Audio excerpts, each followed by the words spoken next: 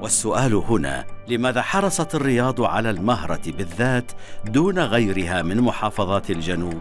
سؤال الجغرافيا قادنا للبحث في بعض الوثائق التاريخية، فحصلنا على مجموعة من الوثائق التي نشرها موقع ويكيليكس تؤكد حرص السعودية على الحصول على منفذ بحري يطل على بحر العرب.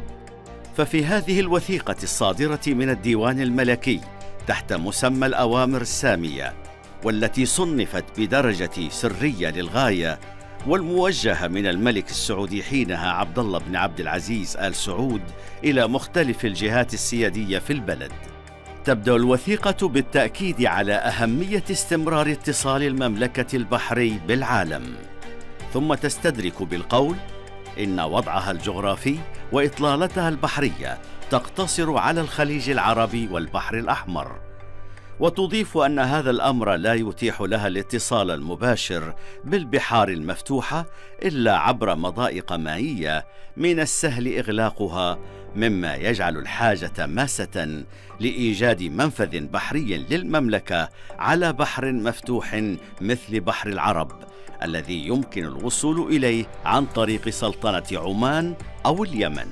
وتشير الوثيقة إلى طلب الملك تشكيل لجنة على مستوى رفيع لمتابعة هذا الملف. توضح بقية الوثائق التي وصفت بعاجلة وسرية للغاية أن الأجهزة السيادية المنوط بها المشروع في السعودية قد باشرت بتنفيذ التوجيهات.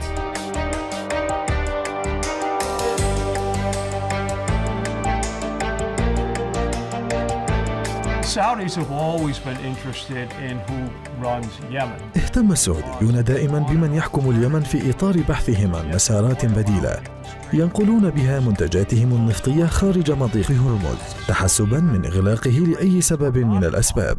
فحتى لو لم يتدخل الإيرانيون في اليمن، كان السعوديون سيتدخلون لإيجاد حكومة موالية لهم هناك، فقد دعموا الحكومة السابقة قبل تمرد الحوثيين، ما يعني أنهم متورطون في اليمن قبل تدخل الإيرانيين بكثير.